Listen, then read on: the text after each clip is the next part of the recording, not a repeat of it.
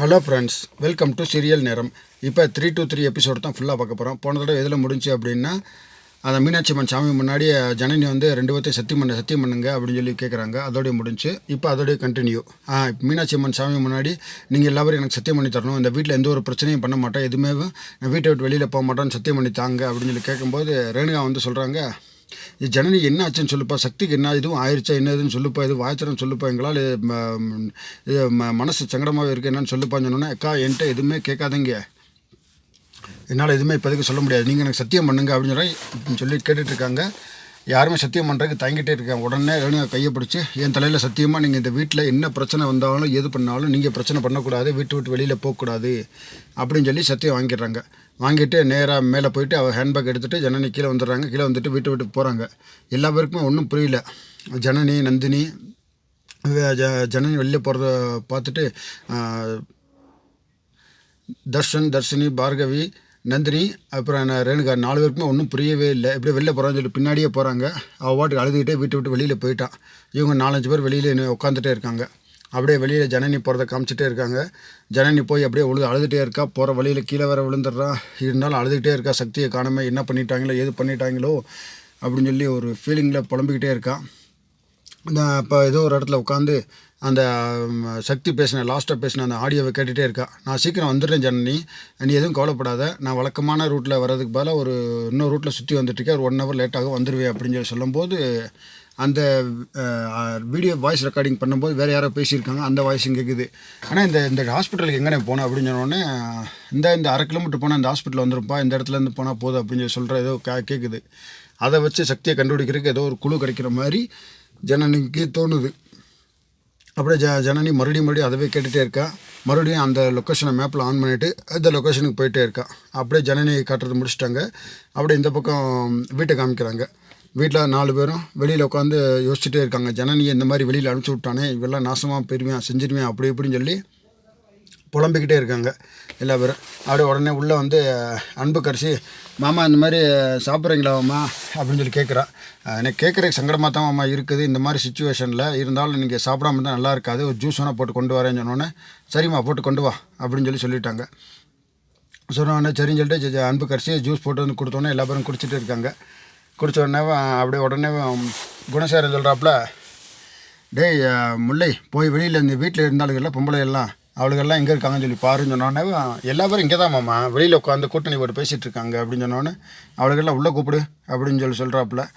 சொன்னோடனே, மாமா நான் கூப்பிட்டாலும் வரமாட்டாங்க, ஏன்னா நான் அந்த வீட்டுக்கு உரிமையாளு கிடையாது, கறி இதெல்லாம் நார்மலாக இந்த வேலையெல்லாம் கரிகாலம் தான் செய்வான் அப்படின்னு சொன்னோடனே, டேய் நீயே இந்த வீட்டுக்கு முழு ரைட்ஸ் இருக்குடா, உனக்கு போய் கூட்டுவாடா அப்படின்னு சொன்னோன்னே, அப்படியே முல்லைக்கு வந்து ஒரு பெருசாக ஒரு ஃபீலிங் வந்துருச்சு, நம்ம இந்த வீட்டில் ஒரு ஆள் அப்படின்னு நம்ம மதிச்சிட்டாங்கன்னு சொல்லிட்டு, இப்போ பாருங்க மாமா ஒரு செகண்டில் கூப்பிட்டு வந்துடுறேன் அப்படின்னு சொல்லிட்டு நேராக போய், ஆல் லேடிஸ் கம் இன்சைடு அப்படின்னு சொல்கிறேன். சொன்னோடனே என்னடா அப்படின்னு சொல்லி கேட்குறாங்க. இந்த வீட்டோடைய முதலாளி ஓனர் கூப்பிட்றாரு.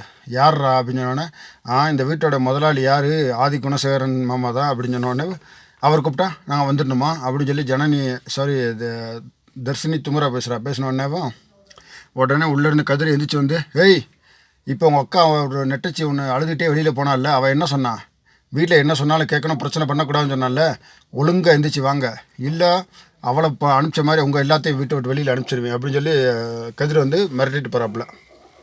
சரின்னு சொல்லிட்டு எல்லா பேரும் உள்ளே வராங்க. உள்ளே வந்தோடனே, ஏம்மா வெளியில் போய் உட்காந்து என்ன பண்ணிகிட்ருக்கீங்க குணசேகரன் கேட்குறாப்புல.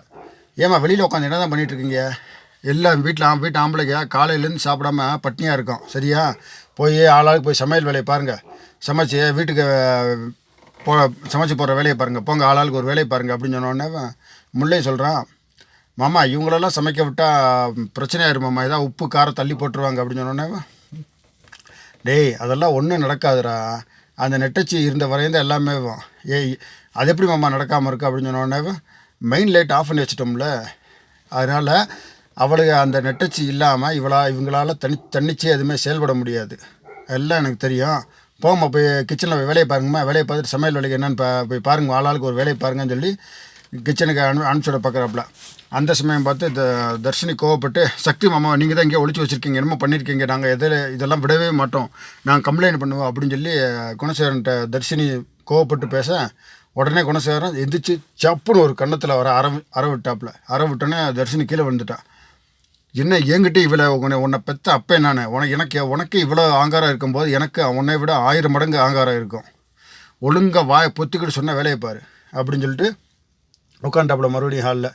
உடனே ரேணுகாவும் நந்தினியும் அப்படியே அவளை தூக்கிட்டு நீ எதுவும் பேசாதப்பா மேலே போப்பா அப்படின்னு சொல்லிட்டு மேலே அனுப்பிச்சி விட்டாங்க. போங்கம்மா போய் வேலையை பாருங்கம்மா அப்படின்னு சொல்லி குணசேகரன் மறுபடியும் கத்துறாப்புல மற்றவங்கள.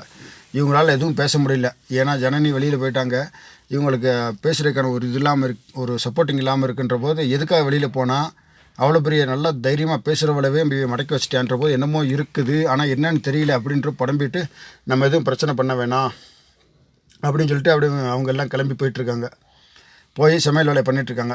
சமையல் வேலையில் பண்ணிகிட்டு இருக்கும்போதே உடனே ஞானத்தை பார்த்து ஏப்பா ஞானம் இது அந்த நம்ம பூசாரி நம்பர் இருக்குல்ல, பூசாரி நம்பருக்கு ஃபோனை போட்டு ஒரு நல்ல நாளை பார்க்க சொல்லுப்பா அப்படின்னு சொன்னோன்னே எல்லா பேருக்கும் ஒரு சின்ன ஷாக் ஆகிடுச்சு. ஞானத்துக்கே ஷாக் ஆகிடுச்சு. என்னண்ணே நல்ல நாள் என்ன எதுக்கு அப்படின்னு சொல்லி கேட்டோன்னே எல்லாம் நல்ல விசேஷத்துக்கு தான்ப்பா அப்படின்னு சொன்னோன்னே என்னென்ன விசேஷம் அப்படின்னு சொன்னேன். இந்த அன்பு கரிசிக்காக தான் அப்படின்னு சொல்லி சொல்கிறாப்புல. அன்பு கரிசிக்கு உடனே முல்லை சொல்கிறான், மாமா என் தங்கச்சி வேறு இது அறிவு கரிசி ஜெயிலில் இருக்கா, அதனால் அதெல்லாம் அவள் அங்கே இருக்கும்போது இந்த அன்பு கரிசி வேறு மாப்பிள்ளையை பாட்டு கட்டி வச்சிடாதீங்க, அதெல்லாம் ஒன்றும் வேண்டாம், அறிவு கரிசி வந்ததுக்கப்புறம் பார்த்துக்கலாம் அப்படின்னு சொன்னோன்னே நீ பெசாமட்றா நான் பார்த்துக்கிட்டேன் எல்லாம் எனக்கு தெரியும்டா அப்படின்னு சொன்னோன்னே அன்பு கரிசிக்கு கல்யாணம் ஏற்கனவே ஆயிடுச்சுப்பா அப்படின்னு சொன்னோன்னே எல்லா பேருக்கும் ஷாக் ஆகிடுச்சு. என்னது அன்பு கரிசிக்கு கல்யாணம் ஆகிடுச்சா? ஆமாம் யாரோட கல்யாணம் ஆச்சுன்னு சொல்லி அப்படி உள்ளேருந்து ஜனனி ரேணுகாவும் நந்தினி கேட்குறாங்க. தர்ஷனுக்கு அது அன்னைக்கு மண்டபத்தில் ஆச்சுல எல்லாரும் பார்த்தீங்களா அப்படின்னு சொன்னேன்.